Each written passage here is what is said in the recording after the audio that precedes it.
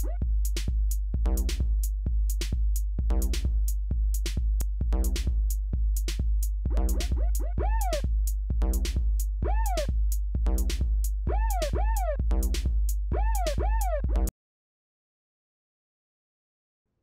मित्रहरू, यहाँहरूलाई नेपाली ल इन्फो च्यानलमा स्वागत छ।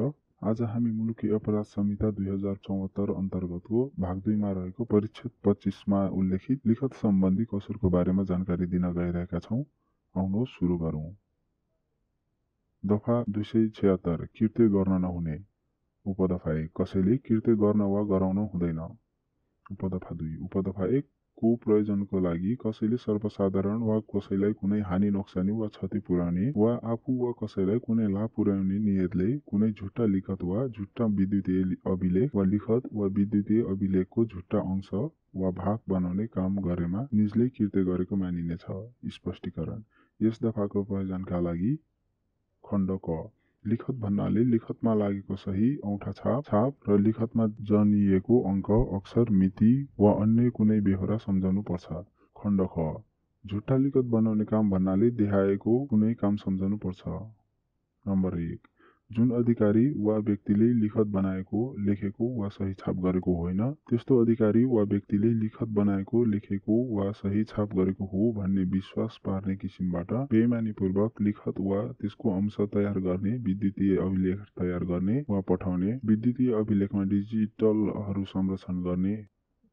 नम्बर 2 बिना अधिकार वा बेइमानीपूर्वक कुनै लिखत वा विद्युतीय अभिलेखमा कुनै कुरा थपी, मेटी, केरी, परिवर्तन गरी वा अन्य कुनै किसिमबाट बेहोरा फरक वा नबुझिने पार्ने। 3 नम्बर मानसिक अस्वस्थताको कारणबाट होस ठेगानमा नभएको मादक पदार्थ वा लागू पदार्थ सेवन गरेको वा छलकपटमा पारिएको कारणले कसैले लिखतमा लेखिएको कुराको मतलब बुझ्न सक्दैन भन्ने जानी त्यस्तो व्यक्तिलाई लिखत बनाउन, सही छाप गर्न वा लिखतमा लेखिएको कुनै कुरा बदल्न लगाउने। 4 नम्बर एक कामको सही छाप गरी लिफा, कागज वा छाप लिइदिएकोमा त्यस्तो काममा नलगाई अर्कै प्रयोजनको लिखत खडा गर्ने वा सोमा लगाउने। उपदफा 3 उपदफा 1 बमोजिमको कसुर गर्ने व्यक्तिलाई देखाए बमोजिमको सजाय हुनेछ। खण्ड क राष्ट्रपतिबाट प्रमाणीकरण गरी भएको लिखत कृत्य गर्नेलाई 10 वर्षसम्म कैद र 1 लाख रुपैयाँसम्म जरिवाना। प्रदेश प्रमुखबाट प्रमाणीकरण भएको लिखत कृत्य गर्नेलाई खण्ड क बमोजिमको कैद र जरिवाना। खण्ड ख अदालतको फैसला वा आदेश कृत्य गर्नेलाई 8 वर्षसम्म कैद र 80,000 रुपैयाँसम्म जरिवाना। खण्ड क र ख मा लेखिएदेखि बाहेक अन्य सरकारी वा सार्वजनिक लिखत कृत्य गर्नेलाई 7 वर्षसम्म कैद र 70,000 रुपैयाँसम्म जरिवाना। खण्ड घ खण्ड क, ख र ग मा लेखिएदेखि बाहेक अन्य कुरा कृत्य गर्नेलाई 5 वर्षसम्म कैद र 50,000 रुपैयाँसम्म जरिवाना। उपदफा 4 कसैले कृत्य गरी प्राप्त गरेको सम्पत्ति मरिसकेको रहेछ भने निजलाई उपदफा 3 बमोजिमको सजायको अतिरिक्त बिगो बमोजिमको थप जरिवाना सजाय हुनेछ। उपदफा 5 कसैले कृत्य गरी कुनै सम्पत्ति प्राप्त गरेको रहेछ भने निजले त्यस्तो सम्पत्ति सम्बन्धित धनीलाई फिर्ता गर्नुपर्नेछ र त्यस्तो सम्पत्ति मरिसकेको रहेछ भने कसुरदारको अन्य जायजातबाट त्यसको बिगो धनीलाई भराइदिनुपर्नेछ। दफा 277 कृत्य लिखत सधैँ सरह राख्न वा व्यवहारमा ल्याउन नहुने। उपदफा 1 कृत्य लिखत हो भन्ने जानी वा विश्वास गर्नुपर्ने मनासिब कारण भई कसैले बेइमानीपूर्वक त्यस्तो लिखत सधैँ सरह व्यवहार गर्ने नियतले साथमा राख्नु हुँदैन। उपदफा 2 उपदफा 1 बमोजिमको कसुर गर्ने वा गराउने व्यक्तिलाई 3 वर्षसम्म कैद र 30,000 रुपैयाँसम्म जरिवाना हुनेछ। उपदफा 3 कृत्य लिखत हो भन्ने जानी वा विश्वास गर्नुपर्ने मनासिब कारण भई कसैले त्यस्तो लिखत सधैँ सरह व्यवहारमा ल्याएमा निजलाई त्यस्तो लिखत कृत्य गरे सरहको सजाय हुनेछ। दफा 278 कृत्य लिखत बनाउने औजार बनाउन नहुने। उपदफा 1 कसैले कृत्य लिखत खडा गर्ने वा बनाउने काममा प्रयोग गर्ने नियतले वा त्यस्तो काममा प्रयोग हुन सक्छ भन्ने जानी वा विश्वास गर्नुपर्ने मनासिब कारण भई कृत्य लिखत बनाउने, छाप वा अन्य कुनै औजार बनाउन, मर्मत गर्न, खरिद गर्न, दिन, लिन वा आफूसँग राख्नु हुँदैन।